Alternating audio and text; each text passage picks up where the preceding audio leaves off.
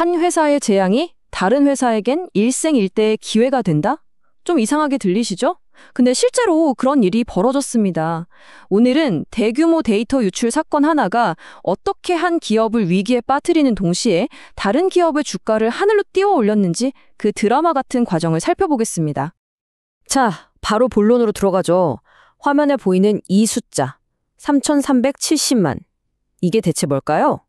바로 이번 사태의 시작, 쿠팡에서 유출된 고객 계정 수입니다. 상상이 가시나요? 정말 어마어마한 숫자죠? 모든 건 여기서부터 시작됐습니다. 이게 바로 오늘 이야기의 핵심입니다.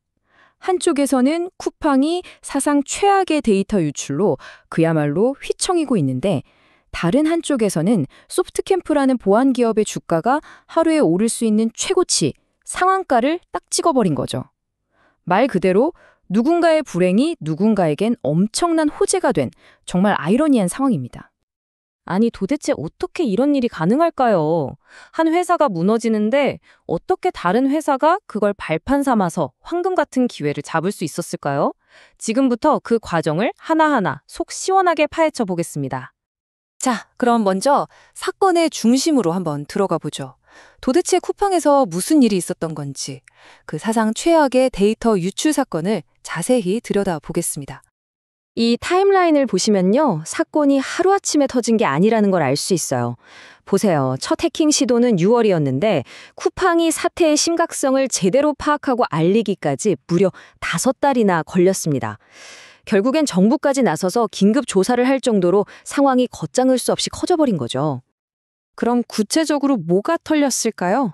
이게 그냥 이메일 주소 몇 개 유출된 수준이 아닙니다. 고객 실명, 전화번호, 그리고 심지어 우리 집 주소까지 담긴 배송지 주소록이 통째로 넘어간 거예요. 이건 그냥 숫자가 아니라 우리 모두의 아주 민감한 개인정보가 고스란히 노출됐다는 뜻입니다. 생각만 해도 아찔하죠. 자, 이 엄청난 소식이 알려지자마자 시장은 아주 즉각적으로 그리고 격렬하게 반응했습니다. 이제 이야기의 다음 장으로 넘어가서 투자자들이 이 사태를 보고 어떤 선택을 했는지 한번 보시죠. 이 차트 좀 보세요. 쿠팡의 위기가 터지자마자 투자자들이 너도 나도 보안기술 회사 주식을 사들이기 시작한 거예요. 일종의 패닉 바잉이죠. 여러 보안주가 다 올랐지만 그중에서도 단연 눈에 띄는 건 바로 소프트캠프. 무려 29.98%, 거의 30%가 하루 만에 오르면서 상한가를 기록했습니다. 시장의 모든 돈과 관심이 이쪽으로 확 쏠린 거죠. 아니, 왜 하필 소프트캠프였을까요?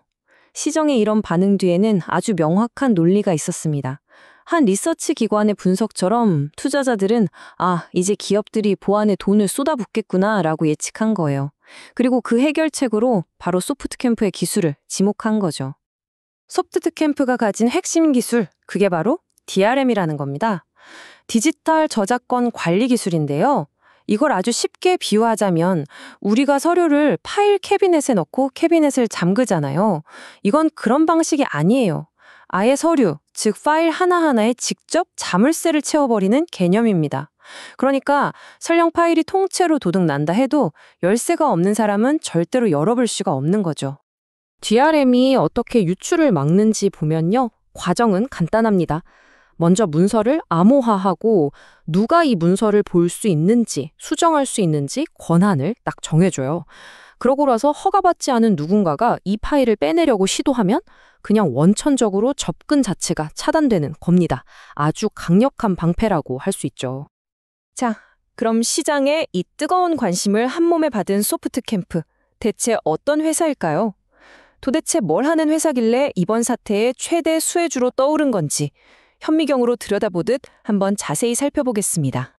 소프트캠프는 1999년에 세워졌으니까 벌써 20년이 훌쩍 넘은 이 분야의 터줏대감 같은 회사입니다. 중요한 건 고객사 리스트인데요. 이름만 대면 알만한 대기업, 금융기관, 그리고 정부 부처까지 400개가 넘는 곳에서 이 회사의 기술을 쓰고 있다는 건 그만큼 기술력과 신뢰도를 인정받았다는 뜻이겠죠. 그리고 이 회사의 시장 내 위치를 보면 왜 투자자들이 몰렸는지 바로 이해가 됩니다. 국내 문서 보안, 즉 DRM 시장에서 점유율이 무려 40%예요. 압도적인 1위라는 거죠. 위기 상황에서 사람들은 당연히 1등을 찾게 되니까요. 근데 이렇게 주가가 갑자기 치솟으면 꼭 이런 생각이 들죠. 이거 그냥 반짝하는 거품 아닐까? 그 질문에 대한 답을 찾기 위해서 이 회사의 재무 상태를 한번 뜯어보겠습니다. 재무 데이터를 한번 보시죠. 2023년에 보면 순손실이 꽤 컸어요. 확실히 힘든 한 해를 보냈죠. 하지만 진짜 중요한 건 바로 그 다음입니다. 내년 상반기 전망치를 보니까 매출은 30%나 껑충 뛰고 손실은 88% 넘게 줄어들 걸로 예상됐어요. 그러니까 이미 회사가 바닥을 찍고 강력하게 반등할 준비를 하고 있었다는 거죠. 결국 이 데이터가 말해주는 건 이겁니다. 이번 주가 급등이 단순히 외부 사건 덕분에 생긴 거품이라기보다는 회사가 이미 스스로 좋아지고 있는 상황에서 아주 강력한 기폭제를 만난 거라고 볼 수 있는 거죠. 자, 그럼 이제 한 걸음 뒤로 물러나서 이 사건이 단순히 한두 회사의 이야기가 아니라 우리 모두에게 어떤 의미를 갖는지 더 큰 그림을 한번 그려보겠습니다. 흔히들 데이터는 21세기의 석유라고 하잖아요. 그만큼 엄청난 가치를 지녔고 또 그만큼 많은 사람들이 호시탐탐 노리고 있다는 뜻입니다. 이번 쿠팡 사태는 이제 데이터를 지키는 게 하면 좋은 일이 아니라 못하면 망하는 생존의 문제가 됐다는 걸 아주 명확하게 보여줬습니다. 오늘 이야기의 핵심 3가지로 정리해 볼게요. 첫째, 데이터 유출 한 번이 시장에 미치는 파급력은 즉각적이고 또 어마어마합니다. 둘째, 투자자들은 이제 문제가 터진 뒤에 수습하는 기술보다 DRM처럼 아예 사전에 막아버리는 예방 기술에 훨씬 더 큰 가치를 둔다는 겁니다. 그리고 마지막으로 가장 중요한 건데요. 바로 여러분과 저의 개인정보가 끊임없이 공격의 대상이 되고 있는 냉정한 현실입니다. 자, 이 모든 이야기를 듣고 나서 마지막으로 우리 스스로에게 이 질문을 던져봐야 할 것 같습니다. 인터넷 세상에 수없이 남겨놓은 나의 흔적들, 오늘 내 정보는 정말 안녕하다고 말할 수 있을까요? 한 번쯤 진지하게 고민해 볼 시간입니다.